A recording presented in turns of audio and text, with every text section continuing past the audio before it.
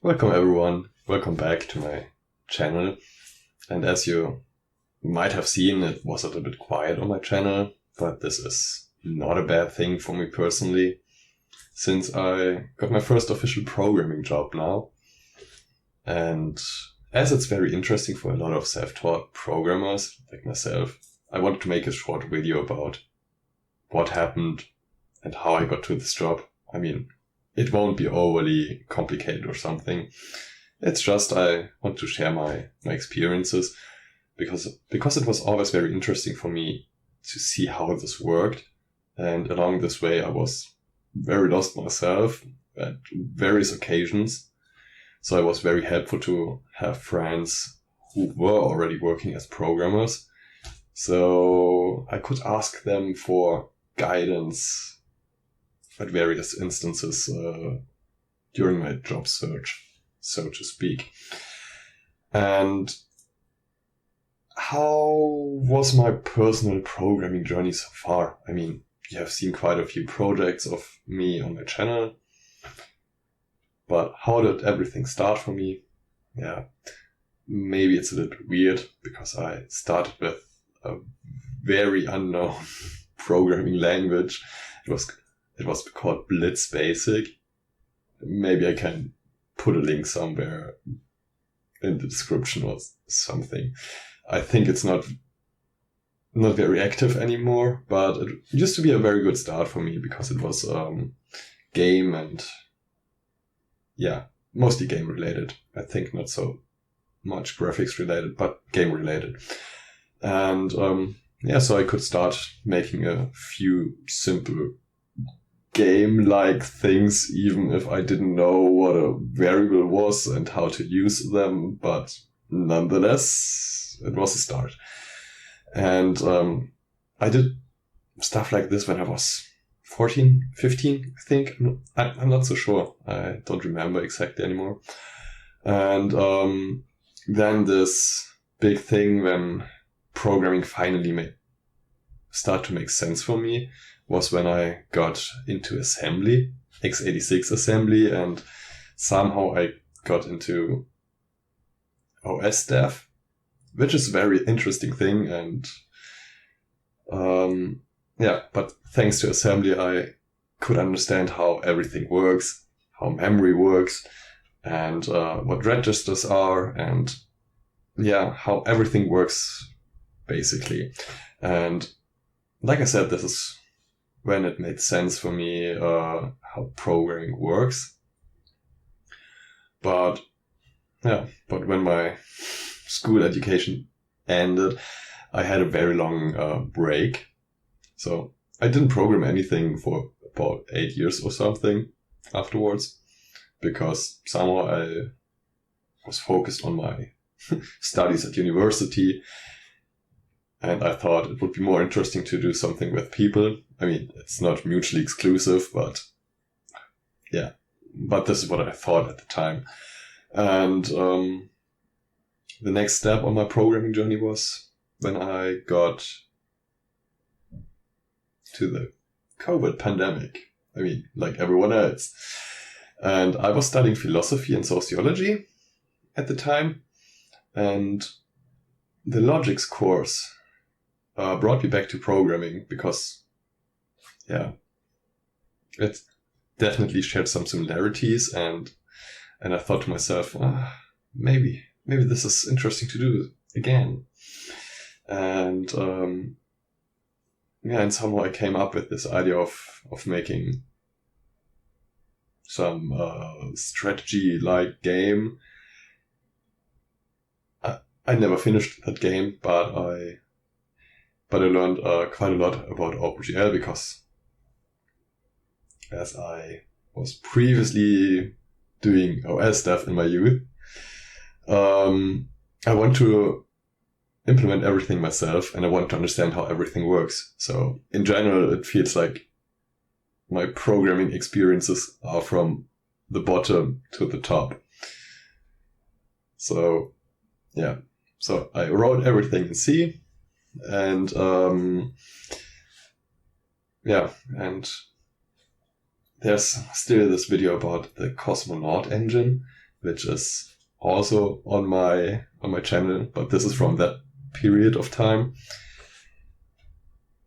Yeah, and after some time I realized, oh, okay, I probably won't finish that game, especially with this engine, and engine programming is still more interesting to me than actual game programming. But they go hand in hand oftentimes. So, I mean, it's not too bad, but game engine development is still somewhat more interesting for me. And yeah, and then there were a lot of other projects, like different engine attempts, renderers like this, and also stuff like this Boot Sector Pong game that I wrote, and yeah, all these different game jam games, not game engine games, but game jam games.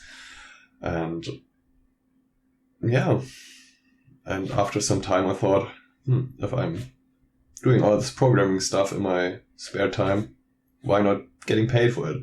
And this is when my job search started. And I was asking a friend on how should I apply? Do I even have chances of getting a job? Because it's always like, okay, I was learning all this stuff on my own, and do I even know enough? Or is everyone way more advanced and I'm basically useless for a company? So I was very insecure about that. I mean, sometimes I'm still very insecure about that. But nonetheless, I was calling a few game studios that were in my area and that were not too far away. But some of them told me, they don't need one actually right now. And most of the time I got simply rejected for various reasons. And yeah. And then one very interesting part was when I applied at a game studio that was actually not too small. I think they have something like 100 employees or something. And they used the Unreal Engine for strategy games and stuff like that. And I had 3 interviews with them as a game engine developer. That seemed to be very promising, but in the end I still got rejected. So that was very disappointing for me after 3 job interviews, when I thought, okay, maybe it would be a possibility, but then I got declined. Yeah, and they told me that I should apply later, and during this time I was writing TEFTech 3. Yeah, also made a couple of videos, of course, like always. And yeah. And then I got approached by a headhunter, which is kind of a weird story for me, because I'm not even on LinkedIn or something. I'm only on GitHub and Discord, which is basically everything that I have online in terms of social media. So this headhunter actually got in touch with a friend, and that friend told the headhunter that he should reach out to me because I'm probably more promising for the companies that he represents or that he's hiring for or looking people for than he is, because he's one Java guy and I'm more into C and C++. And the headhunter was looking for people that were doing mostly C stuff. So that was a good match. And I gave my CV to this headhunter, and of course he gave it to a few other companies. And I had a couple of interviews, and I don't know, everything worked out quite well. So that was pretty much okay, experience-wise.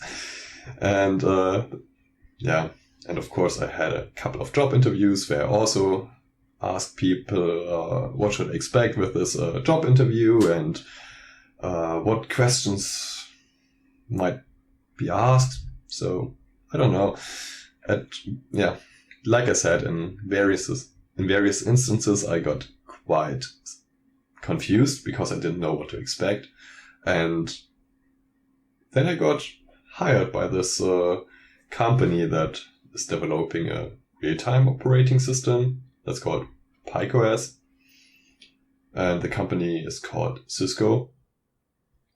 And I even asked them, apparently it's fine if I show their logo and tell people about them in my video. It's not like I want to advertise them, it's just part of my programming journey. And and now I'm there for 2.5 months now. And I would say it's pretty okay. It's definitely way more relaxed than previous jobs that I had, since I was working in restaurants quite a lot. So it was always very hectic. But with this job, they give me a lot of time to get into stuff, because even they tell me that it's very complicated and that there's so much stuff that you simply cannot know because it's their own stuff and PikeOS is not based on Linux or something. I mean, yeah. So you basically have to learn quite a lot of stuff and they give you a lot of time to get into things. And in these 2.5 months where I'm there now, I also had these moments where I thought, oh, am I fast enough? Or am I very slow at learning all this new stuff? But apparently my tutor told me that I'm doing fine pretty much. And he told me that if I would have been at university, I would probably be worse off, because he told me that people at universities often learn simply Java, or mostly Java, and when they are getting into this embedded world with a real-time operating system or something, then they have to learn so much new stuff. And since I'm experienced with C, and I also have some experiences at this operating system level, or even with assembly itself, then that helps quite dramatically. And yeah, so I'm basically fine, or doing fine. And yeah, but I'm always worried if I'm doing okay. So I guess that's kind of normal. But yeah, but let's see where it leads. And I hope it's interesting to hear, or maybe somewhat helpful even, for other people that were, or that are on the same path. Because obviously it's very different if you're studying at a university or if you're learning everything by yourself. Probably the time that you're spending with learning all this stuff is very similar. I mean, if I think about the time that I spent programming in my life, I could have studied computer science 1 or 2 times already. So it's not like you're saving yourself a lot of time. But of course, it might depend on where you are ending up. There might be differences when you're going into web development, or if you're going into operating system development like I am now. Since I have basically no idea about web stuff, I can't really compare. But in the end, if you have questions, you can ask me. And you can ask me in the comments, for example, or if you are very interested, then you can still join the Discord server. there are quite a few people there that are often very helpful with a lot of questions. So I'm very happy to have them around. And if you want to join, feel free to do so. And I wish you a very nice day.